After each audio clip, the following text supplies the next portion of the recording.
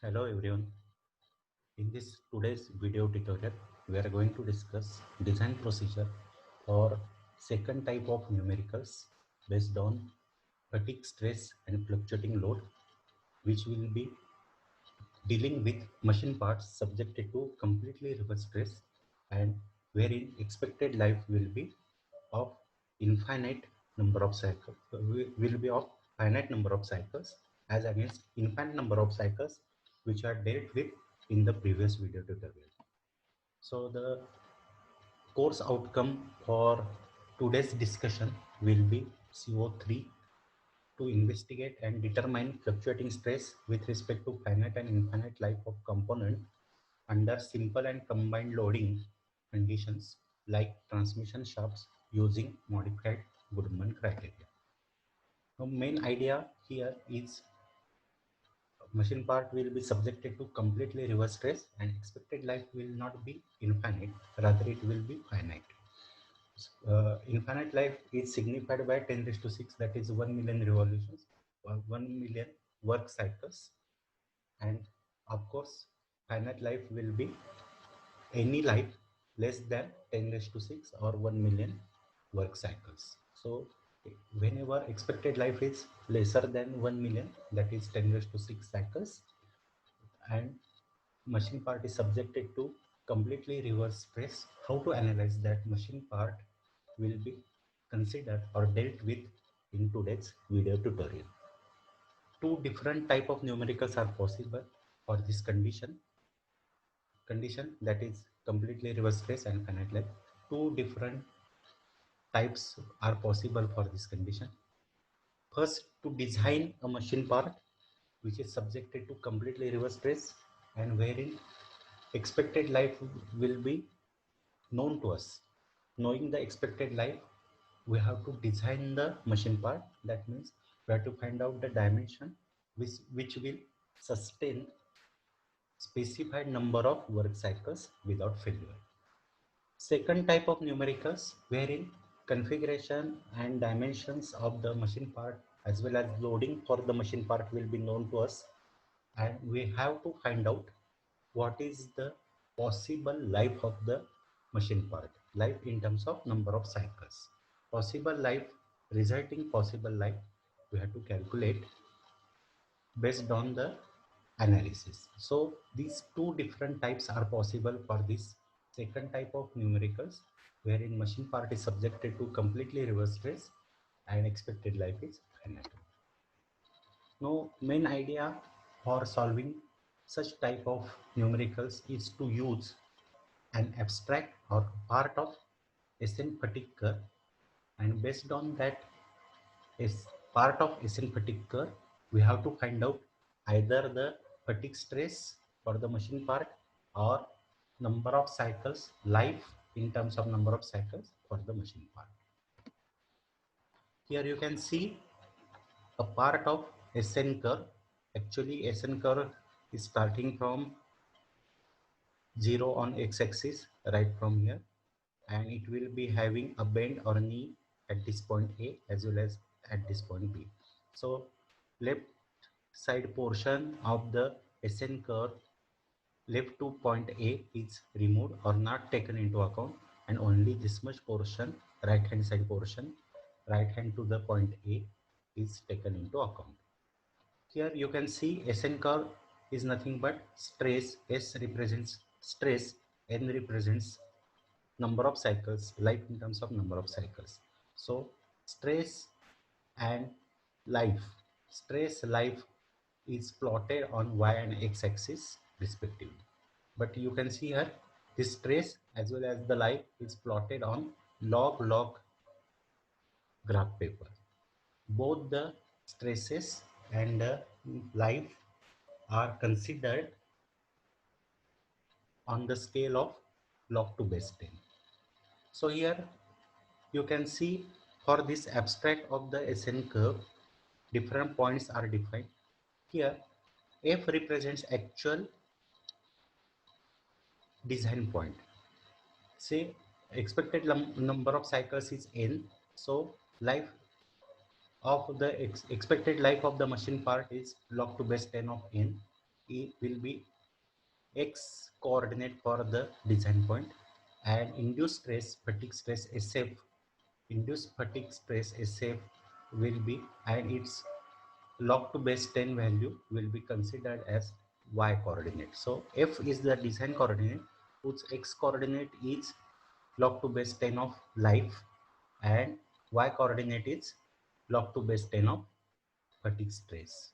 F is the design point. Its coordinates are these. F is the design point. Its coordinates are log n and log SA. Point A is having coordinate x coordinate as 3, whereas y coordinate as log to base 10 of 0.9 times SUT. SUT is the ultimate tensile strength. Here all the logs are considered with the reference of or with base of 10.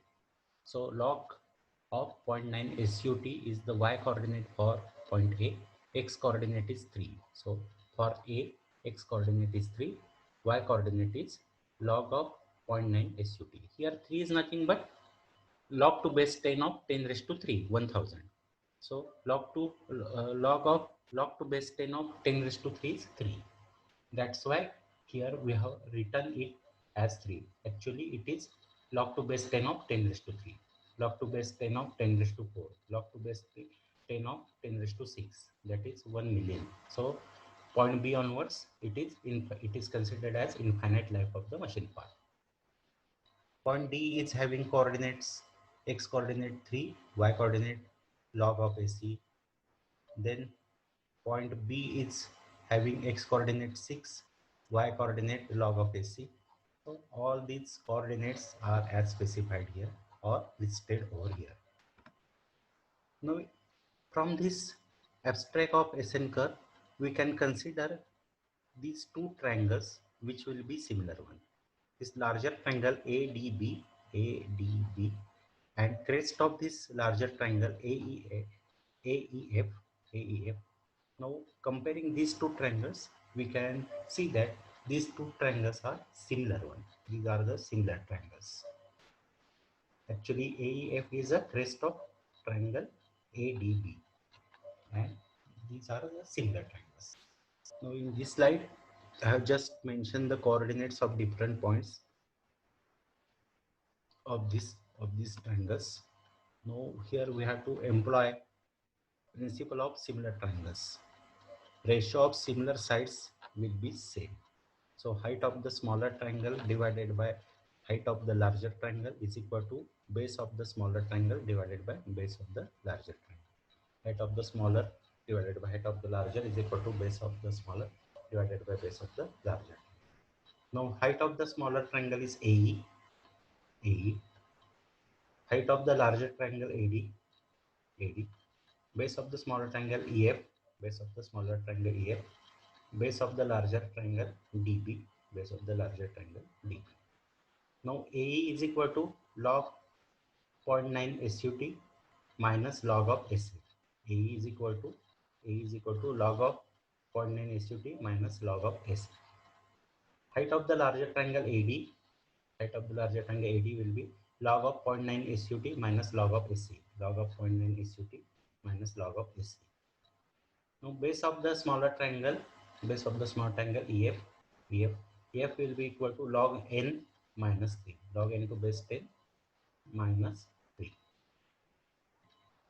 And base of the larger triangle DB, DB will be equal to 6 minus 3. 6 minus 3. So AE upon AD is equal to EF upon DB, putting the values here. Now let us denote this figure log to base 10.9 SUT, log to base 10.9 SUT by notation say UT. UT. Then log to base 10 of SF, log to base 10 of SF, let us denote it by SF. This will be replaced by SF. This is UT. Log to base 10 of SE, log to base 10 of SE can be replaced by SC.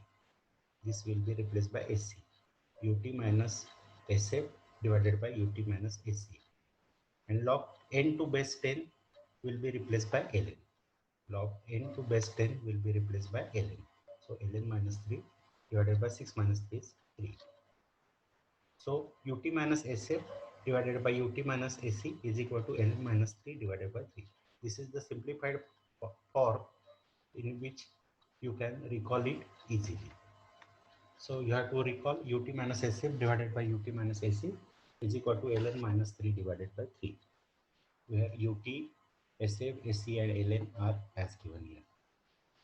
Now the same equation will be applicable for both kind of numericals. First, to design the machine part. Second, to decide the life of the machine part. The same equation will be used here. Now, for first case, here number of cycles will be known to us. Expected life in terms of number of cycles will be known to us. So ln will be known to us. Then they will specify in the problem statement itself ultimate tensile strength of the material will be specified. So ut will be known to us. With the help of given data, we shall be calculating endurance strength, endurance limit for the given machine part. So AC will be known to us. So only SF will be unknown. UT will be known to us, AC will be known to us, LN will be known to us. Only SF will be unknown and SF will be found out.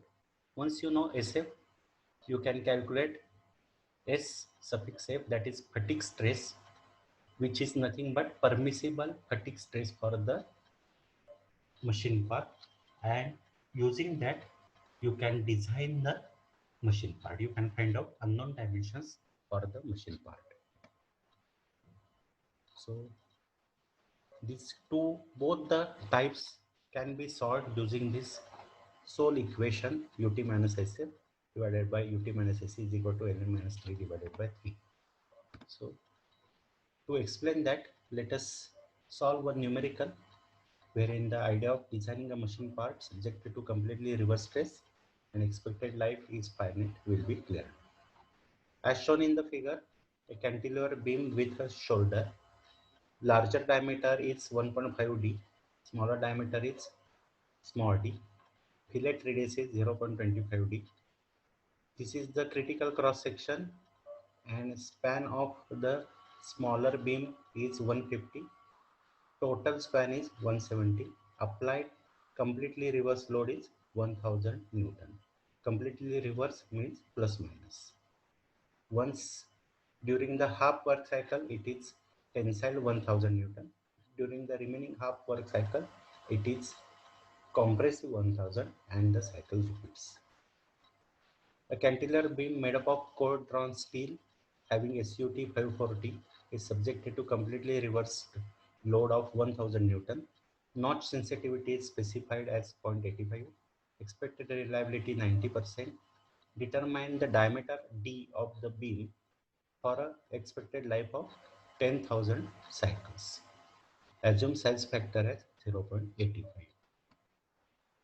Now, following the custom of enlisting the given data, let us enlist given data first. SUT, ultimate tensile strength, has been specified as 540 Newton per millimeter square. Applied completely reversed load P is plus minus 1000 Newton. Notch sensitivity is 0.85. Expected reliability is 90%. Expected life is 10 raised to 4 cycles. 10,000 means 10 raised to 4 cycles. Now to start with, let us calculate AC, the endurance limit for the beam. Endurance limit for the beam material AC dash will be given by 0.5 SUT. Here SUT is the ultimate tensile strength for the beam material. In this particular case, SUT is been specified as 540. So half of the 540, that is 270, represents AC dash. Note that AC dash is representing endurance limit for beam material, not actually beam. Endurance limit for the beam will be given by AC dash, endurance limit for beam material, multiplied by its modifying factors K, KB, KC, KD, etc. Now K is the surface finish factor, and from the standard table we can identify value of K as equal to 0.78. KB is the size factor which is specified to in the given data itself, specified to be equal to 0.85. KC is the reliability factor. From the standard table, reliability factor can be read for 90% reliability, Kc is equal to 0.897. Generally, in the given data itself, they will specify directly values of K, Kb, Kc, Kd, etc. In your examination also, generally you don't require to refer table, or you don't require to undergo some calculations for finding out these values of K, Kb, Kc, Kd, etc. But to understand and how, if not specified, how to find out values of K, Kb, Kc, Kd, I have taken such an example where values of Ka, Kb, Kc, etc. are not specified directly. Rather, we need to find it out from the standard table or the graph. But in your examination, SPPO examination, generally values of Ka, Kb, Kc, etc. will be directly specified. Now, Kd is modification factor for accounting stress concentration, and Kd will be given by reciprocal of Kf, where Kf is given by 1 plus Q times Kt minus 1. Q is the notch sensitivity. In your examination, always they will specify value of Q. You need not worry regarding value of Q. Q will always be specified. Notch sensitivity will be specified. And generally Kt, the theoretical stress concentration factor, will also be specified. But if not specified, they will provide you standard table or graph from which you can read value of Kt, the theoretical stress concentration factor.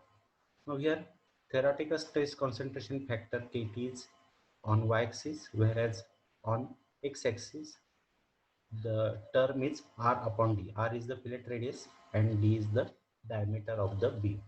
So in our case, fillet radius is 0.25D and diameter of the beam is D. So R upon D is equal to 0.25. So on x-axis we are having 0.25. On x-axis we are having 0.25. Now this span is, if we divide equally this span of 0.2 to 0.3 on x-axis R upon D, the 0.25 will be somewhere here. Now there are 4 different graph lines, each one for different value of D upon D, where capital D is the diameter of the beam before the shoulder and small d is the diameter of the beam after the shoulder. So in our case, diameter of the beam before the shoulder, capital D, is 1.5D and diameter of the beam after the shoulder is small d. So capital D upon small d is 1.5. So we need to take into account the second line, D upon D is equal to 1.5. This line we need to take into account. So here R upon D is 0.25, D upon D is 1.5. So Kt happens to be equal to 1.35. You can note here this point is 1.3. So midpoint of span of 1.3 and 1.4 is 1.35. So Kt is equal to 1.35. Q is specified in the given data 0.85. So using value of Q as 0.85, Kt as we have now decided 1.35, we can calculate value of Kf. Kf happens to be equal to 1.297. Reciprocal of Kf, reciprocal of 1.2975 will represent Kd, modification factor for accounting stress concentration, Kd. Now we have calculated all the required factors. AC dash, that is endurance limit for beam material 270, surface finish factor 0.67, size factor 0.85, reliability factor 0.897, modification factor for stress concentration Kd, right now calculated 0.4717. So AC endurance limit for the beam itself is equal to Ka multiplied by Kb multiplied by Kc multiplied by Kd multiplied by AC dash endurance limit for the beam material. In this case it is 270. So this all product becomes equal to 123.8. So we see the endurance limit for the beam is equal to 123.8. Now we have again enlisted known terms. AC 123.8 right now calculated, SUT specified in the problem statement 540. Expected life 10 raised to 4 cycles. It is also specified in the given data. Now UT is log to base 10 of 0.9 is UT. 0.9 is UT is 540. Log to base 10 of 0.9 is UT is 2.686. It is denoting UT. AC is equal to log to base 10 of SE. SE is 123.8. So AC will be 2.092. ln log to base 10 of n. N is 10 raised to 4. So ln will be equal to 4. SF is unknown. Fatigue stress, safe or permissible allowable value of fatigue stress is not known, and its log to base 10 is representing capital SF. So here SF is equal to log to base 10 of fatigue stress is not known, that required to be calculated. In this equation, UT is known to us, AC is known to us, LN is known to us, only unknown is SF. So using the known values, we can calculate SF. SF happens to be equal to 2.488. But SF is equal to log to base 10 of SF. So fatigue stress SF will be anti-log of capital SF. Fatigue stress SF will be anti-log of capital SF. Capital SF is 2.488. So anti-log of this is representing the fatigue stress, permissible fatigue stress, allowable fatigue stress, which is equal to 308. Permissible stress for the beam material in fatigue is equal to 308 for the life of 10 raised to 4 cycles. So permissible stress is known to us. We need to find out diameter of the beam. Whenever we need to find out dimension, means we need to design the machine part, we have to equate induced stress with the permissible stress. Here permissible stress, right now we have calculated SF as equal to 308. Induced stress in the beam will be of bending nature. So bending stress 32 times MB upon pi d cube. Bending moment MB will be calculated for the critical cross section. This is the critical cross section at the shoulder, smallest cross section, and it will experience maximum bending stress. So MB will be equal to the force multiplied by distance of point of application of load from the critical cross section. So it is 150. So here MB bending moment will be assumed as P multiplied by 150. So here induced stress MB in the formula of induced stress, MB will be P into 150. We have to equate induced stress with permissible. Induced is 32 times MB upon pi d cube and permissible is 308. So by cross multiplication, d cube will come to numerator and 308 will go to denominator. So d cube is equal to 32 times MB upon pi multiplied by 308. So 32 MB is 15 into 10 raised to 4 divided by pi into 308. It is 10 raised to 4 by mistake. This 4 should be in superscript, sorry, but that I forget. So here read it as 10 raised to 4. So d cube is equal to 4960. Cube root of this quantity will represent value of d. So d will be 17.05.